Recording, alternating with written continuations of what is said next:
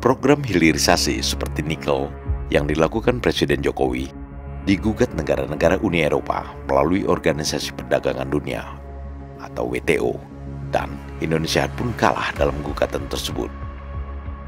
Lalu Dana Moneter Internasional IMF memberi peringatan kepada pemerintah Indonesia agar mempertimbangkan kembali kebijakan hilirisasi dan berharap hilirisasi tidak meluas ke komoditas lainnya. Gugatan dari negara-negara Uni Eropa dan peringatan dari lembaga keuangan internasional itu tidak digubris oleh Jokowi dan malah memerintahkan seluruh jajarannya untuk terus melanjutkan hilirisasi di segala bidang. Program hilirisasi yang dirintis Presiden Jokowi akan dilanjutkan oleh pasangan calon presiden dan wakil presiden nomor urut 2, Prabowo Subianto dan Gibran Rakabuming Raka.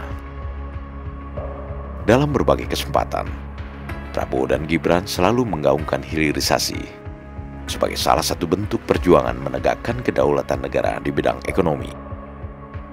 Karena dengan hilirisasi, Indonesia tidak tergantung lagi pada negara lain, sehingga tidak bisa diintervensi negara manapun. Prabowo Subianto sendiri sudah melakukan kajian tentang hilirisasi ini jauh sebelum dirinya dan Gibran Rakabuming Raka mendaftar sebagai paslon capres-cawapres ke KPU. Untuk mematangkan program hilirisasi ini, Prabowo mengumpulkan puluhan pakar guna melakukan kajian strategis yang dikoordinasikan oleh Universitas Kebangsaan RI. Kajian-kajian para pakar ini kemudian melahirkan 17 program prioritas Prabowo Gibran, yang salah satu di antaranya adalah hilirisasi. Program hilirisasi Prabowo Gibran seiring sejalan dengan visi Indonesia Emas 2045 yang di dalamnya tercantum hilirisasi dan industrialisasi guna mewujudkan cita-cita menjadi Indonesia negara maju. Hilirisasi dan industrialisasi seperti yang tercantum dalam visi Indonesia Emas 2045 hanya bisa berhasil dengan baik jika pemerintahan pasca Presiden Jokowi secara konsisten melanjutkan program hilirisasi. Tetapi sampai saat ini, hanya pasangan paslon nomor 2, Prabowo Gibran, yang bertekad melanjutkan program hilirisasi. Paslon lainnya bahkan mengkritik keras hilirisasi pertambangan dinilai ugal-ugalan.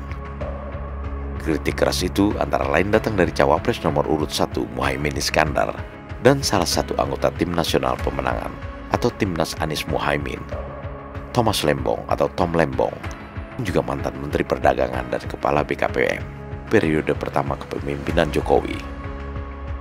Sedangkan bagi Prabowo Gibran, hilirisasi merupakan hal yang tidak bisa ditawar-tawar lagi. Bagi Prabowo Gibran, hilirisasi bukan hanya upaya memberikan nilai tambah pada produk-produk industri yang berasal dari sumber daya alam Indonesia, tapi juga perluasan lapangan kerja yang akan mensejahterakan rakyat Indonesia. Lebih dari itu, hilirisasi juga merupakan salah satu pengejauhan tahan dari semangat nasionalisme, semangat meningkatkan kedaulatan, kemandirian, ketahanan bangsa Indonesia, sehingga tidak bisa lagi diintervensi pihak asing. Prabowo Gibran, Man of Our Time.